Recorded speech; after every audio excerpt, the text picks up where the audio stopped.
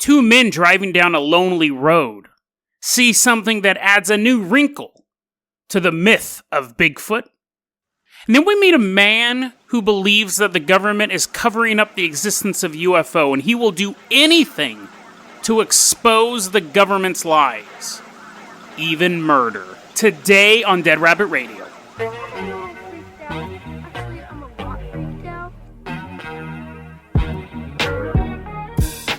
Hey everyone, welcome back to another episode of Dead Rabbit Radio. I'm your host, Jason Carpenter. I'm having a great day. I hope you guys are having a great day too.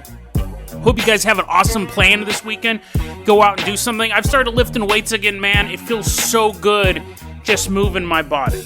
I'm not walking as much as I used to. It's kind of messing with my head, so I have to figure out ways to be active at home, and you just feel so much energy when you just pick stuff up and put it down. And then you pick up heavier stuff and put them down. So if you guys aren't physically active, I really recommend it. As much physical activity as you guys can do, because everyone has different levels, but it helps your mood so much. It really, really helps my mood, even doing the little bit of weightlifting that I do. I also want to say we're getting ready to wrap up Season 11. So next week is the last episode before my week off. My well-deserved week off. I take a week off every 50-some-odd episodes where I do nothing Dead Rabbit Radio related. A ghost could show up at my apartment and I would just be reading a magazine, a non-paranormal magazine, and I'd be like, hey bro, can you come back in a couple days? Because I'm exhausted. And the ghost is like, sure. So get ready for that. Next week is going to be the last week. I'm going to take a week off. We'll be back for Season 12. Now let's give a shout out to one of our legacy Patreon supporters, Thomas Redacted. Thomas Redacted, thank you so much for supporting the show, continuing to support the show. Really, really helps out a lot. You're going to be our captain, our commander this episode. If you can't support the Patreon, I totally understand. Just help get the word out about the show. You guys don't understand how much that helps the show grow. Word of mouth is the number one way to get new people to try out a show. So that, it would be amazing. And it saves me advertising money. And I spend no money on advertising. So if you guys get the word, and you guys have been, the show has been growing. It's been awesome. But if you can't support the show financially, and I know a lot of people can't, that's totally fine. Just spread the word about the show. Thomas Redacted, he's all dressed up like a little FBI agent. He's a cute little FBI agent, has a little badge. He has a little trench coat on. Thomas Redacted, we are going to toss you the keys to the Jason Jalopy. We're going to go for a drive to Beaverton, Oregon. Car is driving down the road. It's nighttime. It's the spookiest time of not day. It's the spookiest time, right? There's sun. That's not spooky. And then nighttime. Super spooky. So Thomas is driving us down this road. We're in Beaverton, Oregon. It's October. The spookiest month, too. Bad combination. October at night. October 1992. We're driving down Cornelius Pass, which is a road in Beaverton. There's a dude and his friend. We're going to call the main dude Russell, and his friend will be Bernie. And they're driving down the road. Everything's going normal, right? Trees on both sides of the road, spooky owls. They're being followed by a car driven by an FBI agent and a bunch of podcast listeners. And that's not super alarming, but what is alarming is as the road starts to hit a turn, you got to slow down for that turn. So they're slowing their car down to make the turn safely. And that's when their headlights hit something walking across the road in front of them. It was a sasquatch. It was a hairy creature walking around Oregon, and there's been a ton of Bigfoot sightings in Oregon and Washington. It's kind of the home of Bigfoot. But this Bigfoot was only 4 feet tall. So you go, it was a baby Bigfoot. We've talked about those. We've even talked about babyfoot, which are known to be in Oregon. But no. As their car is slowing down and their headlights are illuminating the road in front of them, they see this Sasquatch. He's only 4 feet tall. And his arms are so long, even though it's standing up straight, they're dragging across the concrete. That's probably the noise he's making because his knuckles hurt. They said that his face was incredibly ugly. That's actually a quote, incredibly ugly. More than just normally ugly. But other than this being a relatively small Bigfoot, also Bigfoot tends to not to drag his knuckles on the ground, but rather than this being some sort of hairy monstrosity walking around Oregon, you kind of put 2 and 2 together and say it's Bigfoot. There's some very, very creepy accoutrements to this cryptid. That's how you use that word? This 4-foot-tall, hairy, incredibly ugly creature, knuckles dragging across the ground, is wearing a pointy hat, like a dunce cap. Are you thinking a gnome? Well, you might think that too. Gnomes don't tend to be 4 feet tall, but it was also wearing tattered clothing. They could see the remnants of a shirt, of pants, but they were just rags at this point. It's crossing the road. It's staring at them. And it continues to walk across the road like they're not even there. And that's when they notice this creature is also wearing a backpack. Dragging its knuckles, it crosses the street and disappears into the forest on the other side. That's a hiker. I'm not saying there's a hiker out there who's 4 feet tall with giant arms. I'm saying that is a hiker who got lost and is turning into something. We've seen cryptids that wear clothes before, but they're usually some sort of like demon. There's some sort of like illusionist type things, a river nymph that will have a dress on. We've even come across Bigfoots before, Sasquatches that have had clothing on before. The one who was attacking all the Amish people, that was quite a long time ago, but he was wearing raggedy clothes. I did a story about a man who was attacked by aliens. He was with a group of people and aliens were flying around, and he started going crazy and tearing out his clothes, and his friends had to hold him down as he was trying to run off into the woods. And at that point, I also made the observation that maybe he was turning into a Bigfoot. Well, there was also Bigfoots in the area. They had seen these large silhouettes. I wasn't just like, oh, aliens show up. You go crazy, you're a Bigfoot. There was already Sasquatch noises and silhouettes around the farm, if I remember that story correctly. This is somebody who's transforming into something. This is a hiker who has gone missing. One of those stories where you never find the body. Just a tragedy for the family and the friends of the hiker. This is someone who's shifting into something. And actually is probably long past the point of no return. Because the clothes are so tattered, and the expression so blank on its face. This isn't someone who had just recently gone missing and was in the midst of a transformation.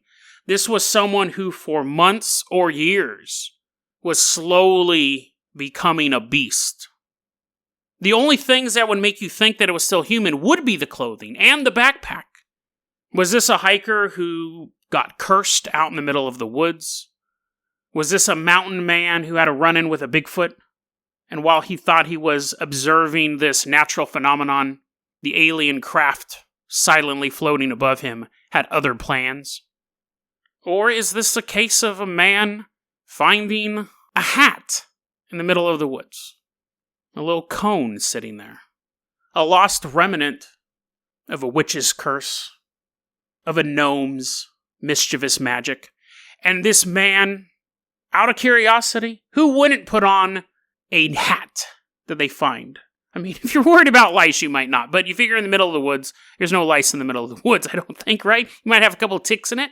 You find a dunce cap in the middle of the woods, and as a joke, you put it on. Can't wait to get back to the campsite, show it to your family. Some neat little trinket you found out hiking. But you never make it back to the campsite. You find yourself wandering further and further away from civilization. This isn't just a hat. It melts your mind. It changes your body. The human that the rescue team is looking for no longer exists. You are now just a beast, wandering the wilderness. The last pieces identifying you as human, your clothing, your backpack, are slowly rotting away. Someday, people will just think you're a beast, a naked, gorilla-like creature, walking through the woods of Oregon. And when the transformation is fully complete, that hat may fall off of this creature's head and sit there alone in the forest of Oregon, waiting for someone else to show up and be curious enough to put that hat on their head. I thought that was a really creepy story. Obviously, everything I said after the story was conjecture. This was from Paranormal Story Archive, December 2001. And it was cataloged. I found it on thinkaboutitdocs.com, which is a great resource. I go there all the time. Everything I said after the initial story is conjecture, but There's just so many elements. This is the type of story I actually find really unsettling. If it was just a Sasquatch walking across the road, I would have blazed right past it. Never would have told you guys it. But when we see that bridging between the human civilized world and the monstrous world like this, it really makes me think that a lot of creature sightings, especially Bigfoot sightings, they may actually be humans who've been transformed in one way or the other. Thomas, call in that Carpenter copter. He's all hiding behind the tree. Everyone's hiding behind the tree. What? What? No, it's totally fine. Come on out. I got hats. Hats for everyone. Dead Rabbit Radio hats. You can buy one. You put them on. You slowly become a monster, but you're my monster. So that's all cool. But I guess I don't want a bunch of monsters running around. Thomas, I coax you out from behind the tree. Call in that Carpenter copter. We are headed out to Long Island. Helicopters leaving behind Oregon. We're flying out there. Thomas is afraid to put on the pilot's helmet. I was like, dude, you're not going to turn into a helicopter. Just put on the helmet. That'd be cool if he turned into a helicopter. Then I'd have two of them. He's like, what? Don't listen to me. Put on your helmet. You have to. We're flying out to Long Island. Now, I also found this story. I just read a ton of stuff all the time. And I've really loved the way stuff is formatted on thinkaboutit.docs.com.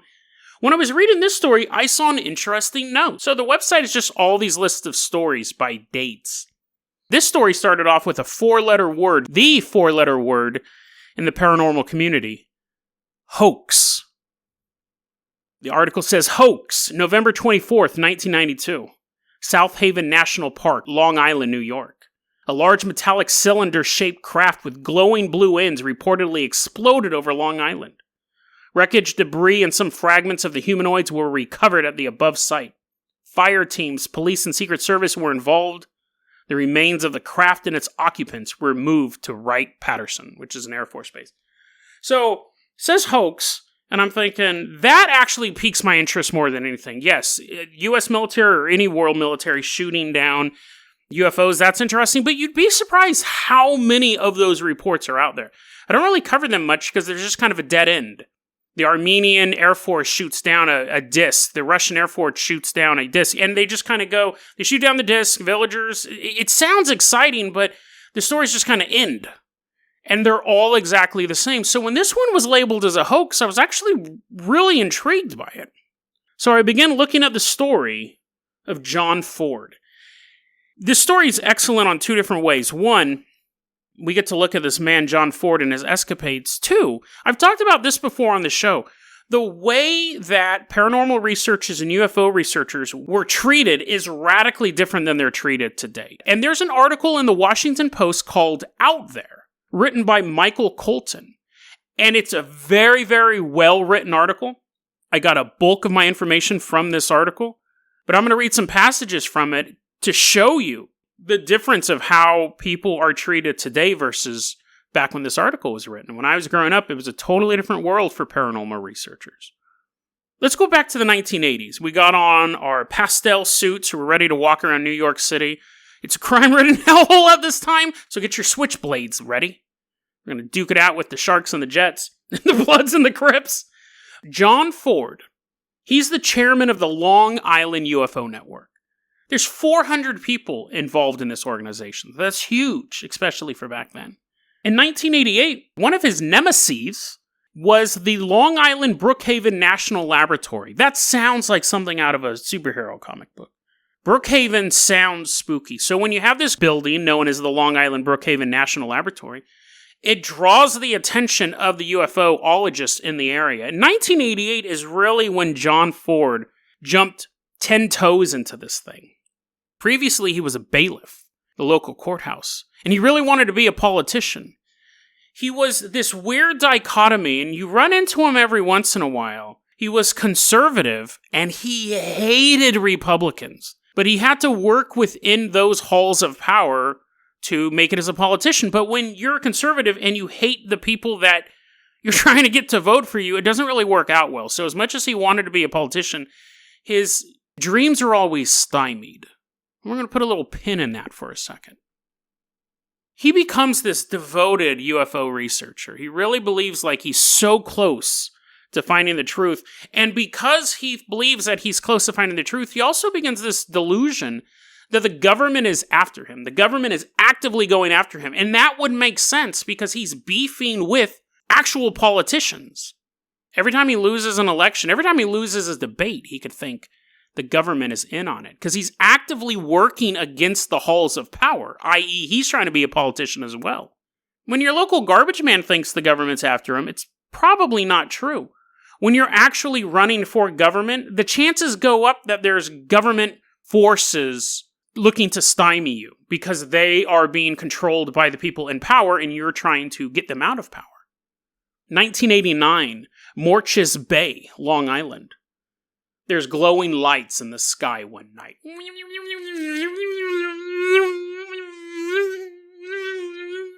Ford goes out and he starts interviewing locals.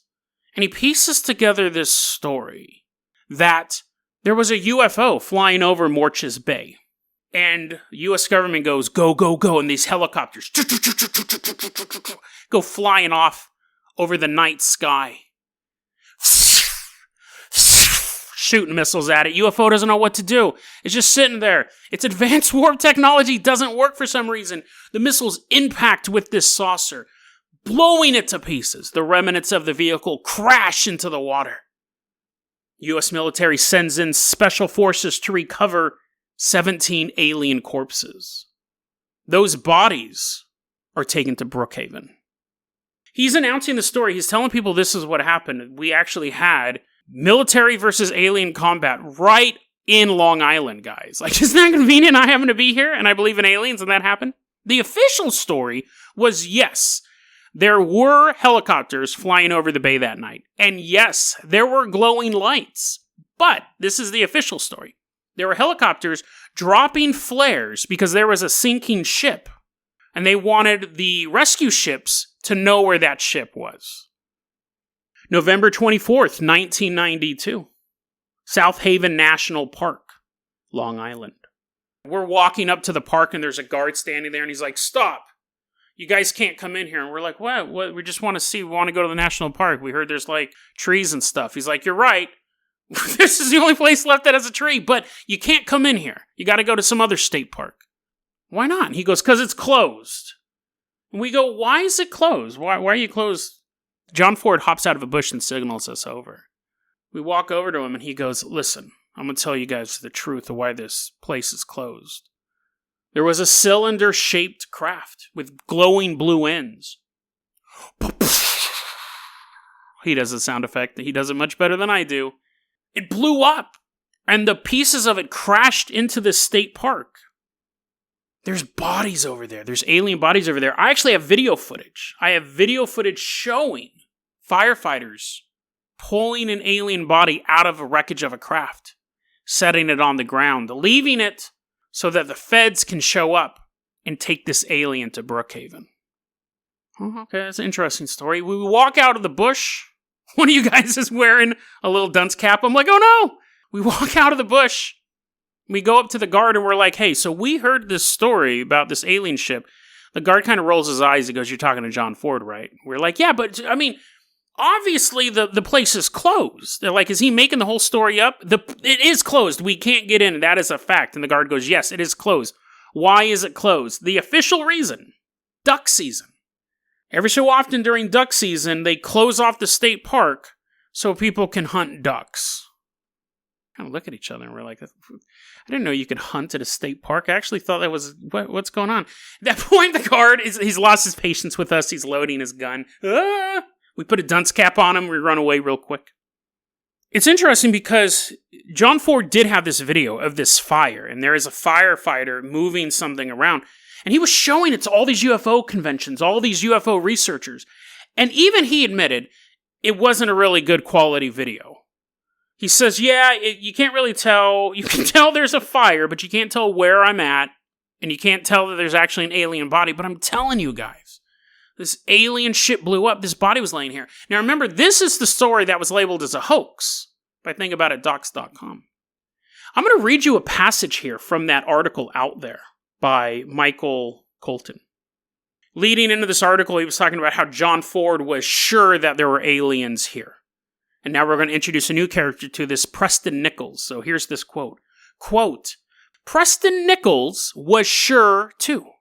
Portly and absent-minded, he lives with his father in a small, shoddy house, cluttered with electronic equipment, books, videotapes, and a rock collection.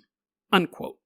Quote, in his living room, while his fat dog snores, Nichols cues up a video and announces, quote, I didn't believe in time travel until I saw evidence that I had time traveled.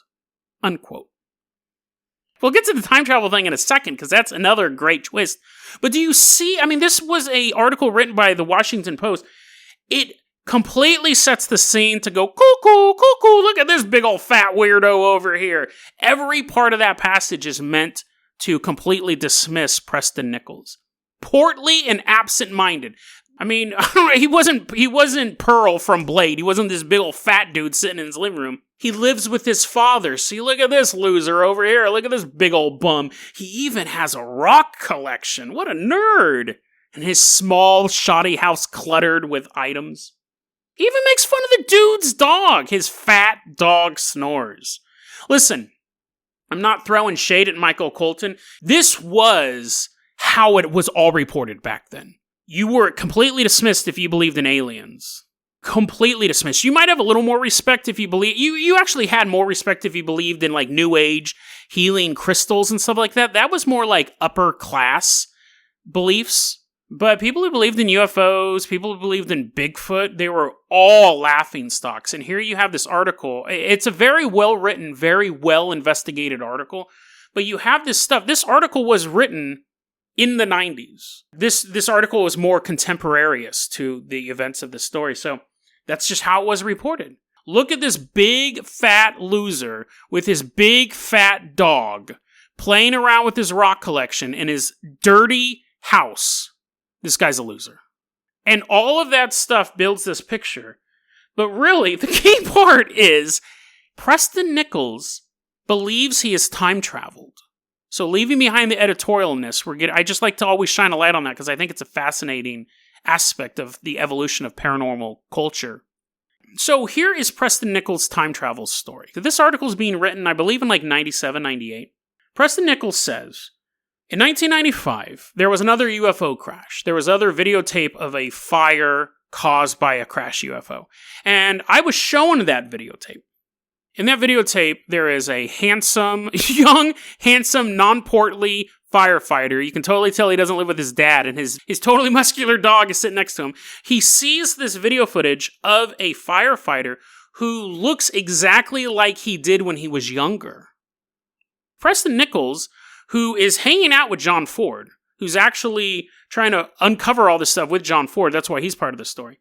He says that I saw this videotape of the younger me, so my theory is that somehow the younger version of me traveled into the past. I don't remember it. So, in the future, there's a young version of me who travels into the past of 1995 to find proof of alien crashes on Earth. That's that video footage of me. What's interesting, this is kind of as much as I talk about the way that paranormal researchers are talked about back then, you also got to call out craziness when you see it, right? And yeah, time travel's possible, I guess, in theory, but this is just a weird detail to an already weird story. It just adds another layer of what on it? Because you have this man going around saying that all these alien ships are crashing in his area. Now we've involved time travel as well, who's actually a younger Preston Nichols is trying to figure all of this stuff out. So when you have all this crazy layered on crazy layered on crazy, it causes a lot of pressure on the people underneath it. John Ford begins to become paranoid. Let me back up. John Ford becomes even more paranoid. Because now he's not just fighting with local politicians, he's fighting with time travel and aliens and military cover-ups and guards standing outside of state parks with guns. So he starts carrying a gun. Now, I don't have any problem with people carrying around guns, using them responsibly. But I do have a problem with how he got the gun. He met an ex-felon named Joseph Mazzucchelli. Now, this guy is not the guy you want to be hanging out with, especially if you're already paranoid. But he was a tough guy, and John Ford wasn't a tough guy. So he was able to kind of absorb some of that energy from Joseph. You know what I mean? Like, if you're not that tough and you hang out with a tough guy, no one's going to mess with you because now you have this pit bull in your corner. These two guys also meet Kevin Koch. And what happens is, he begins buying guns from John Ford, and John Ford's getting them from Joseph. Now they have a little, gun smuggling ring going on. Kevin and Joseph aren't really interested in UFOs. Joseph's interested in a place where he can fence guns. Kevin is interested in being a snitch. He's actually a government informant. June 11th, 1996. Kevin, Joseph, and John Ford sitting around the kitchen table. And John begins to brag. I'm so tired of those Republican jerks. I can't win any elections. And if I win an election, I can expose the truth. But they're in the way. They need to make room for a real conservative. Well, what are you going to do about it, John? Well, I actually got something in my car that'll take care of them. Kevin's ears perk up. He's also wearing wires, so the agents who are listening to the wire, their ears perk up as well. I got some radium. You guys are like, what? Okay, where'd you get it? What do you want to do with that? Even Joseph, he's not a snitch. Even he wonders what's going on. Why do you have radium? Where'd you get it? He goes, I got it. You don't need to know where I got it from. But I have a plan that I'm going to, with your guys' help, I have 3 lead suits in my garage. We're going to sprinkle it on their food. We're going to put it in their toothpaste. They'll sit in there and be brushing their teeth. Oh, what a bright smile I have today. I can even see it when I close my lips. My teeth are all glowing.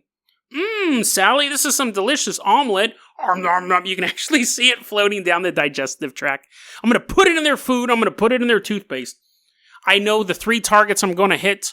It's these 3 Republican Party members, because not only are they keeping me from my dreams of being a politician, they're also part of the UFO cover-up.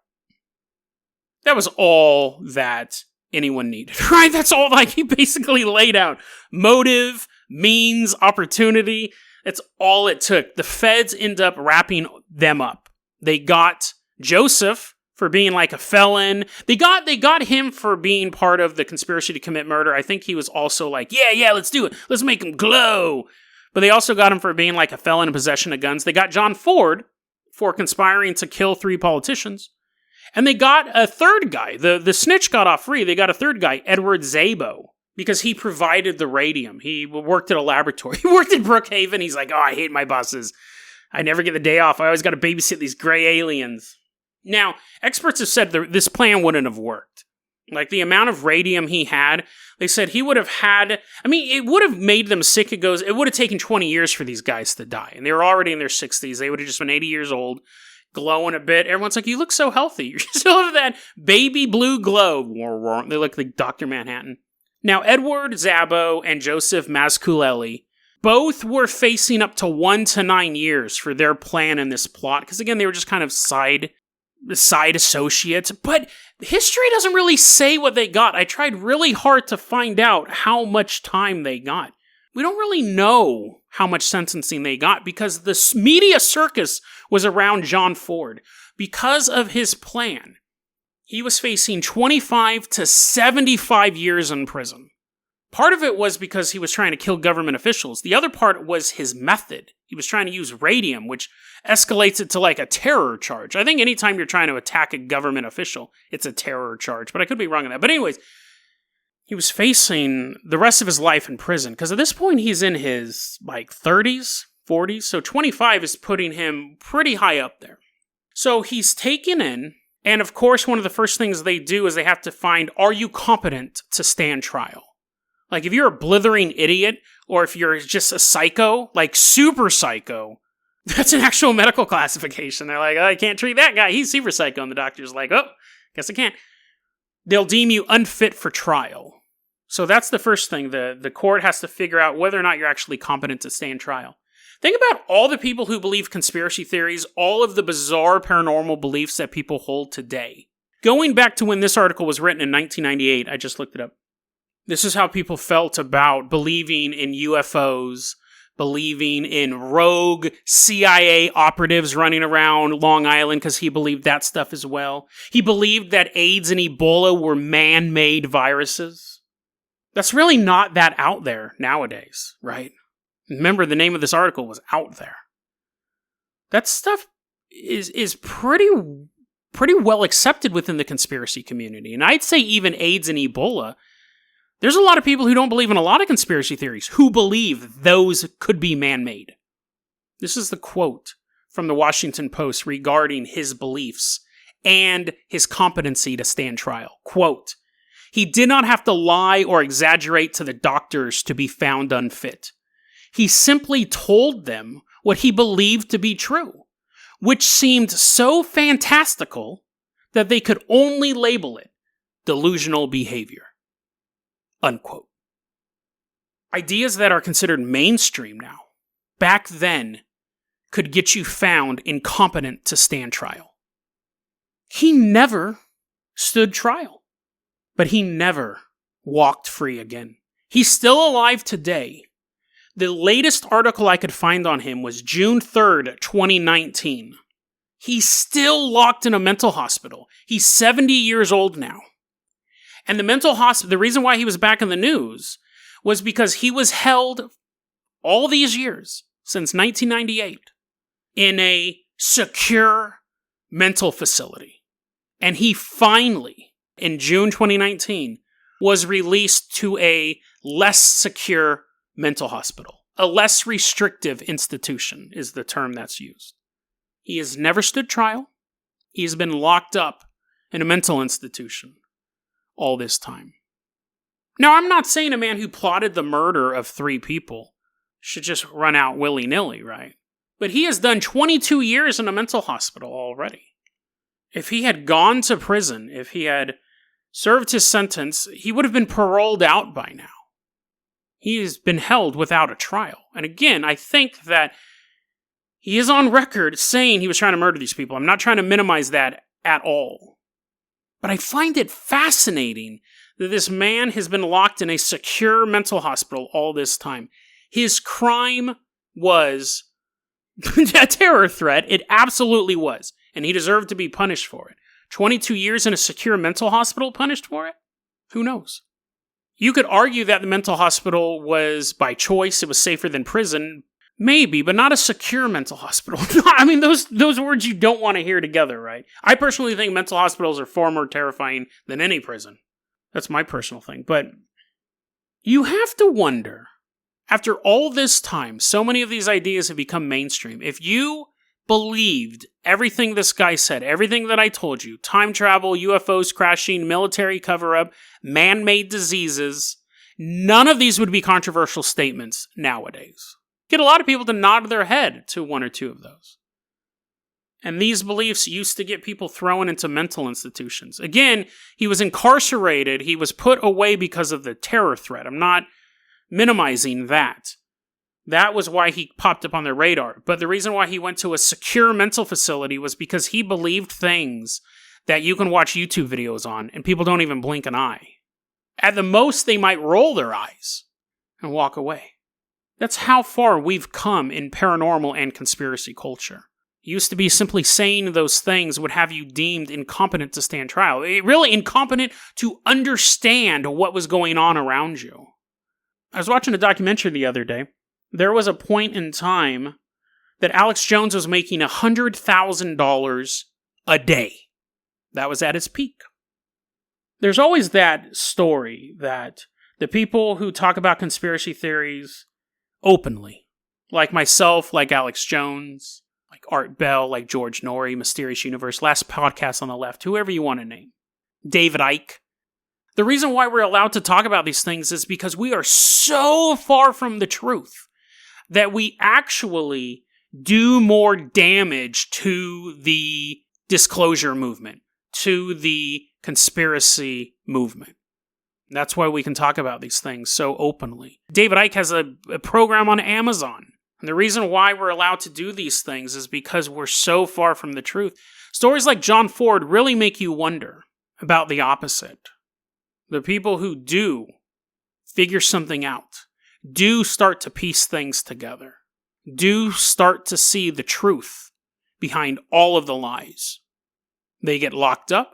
They get deemed insane for 22 years without a trial. And their legacy in UFOlogy is their story is simply labeled a hoax.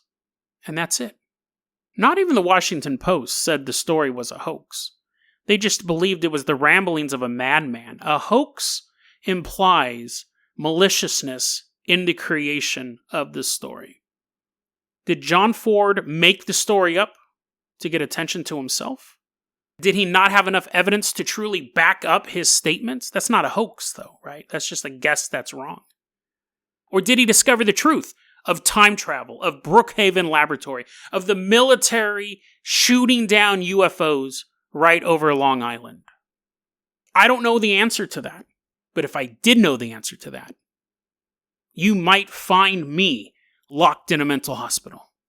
And this entire podcast being labeled as nothing but a hoax, an ARG, a LARP, and quickly being forgotten. We are allowed to say what we say because we are not exposing the real truth. DeadRabbitRadio@gmail.com is going to be our email address. You can also hit us up at Facebook.com/DeadRabbitRadio. When's the last time you heard a podcast and they're like, I don't know, I'm probably just saying stuff that's not true, but it's interesting, right? It's interesting. I know most of you people already clicked off because they started the exit, but yeah, I think when I do conspiracy theories, sometimes I'm actually scared about certain ones I may cover because I've never heard them before. And I go, what if this one's true? What if this is the one that gets the bullet in the back of my head? And then nothing happens, and I go, well, I guess that was also just far off the mark. We're all just searching for the truth, right? The question is what happens when you find it. DeadRabbitRadio@gmail.com is going to be our email address. You can also hit us up at Facebook.com/DeadRabbitRadio. Twitter is @DeadRabbitRadio. Dead Rabbit Radio is the daily paranormal, conspiracy, and true crime podcast. You don't have to listen to it every day, but I'm so glad you listened to it today. Have a great weekend, guys. I love you. I will see you soon for the last 5 episodes of Season 11. Have a great one.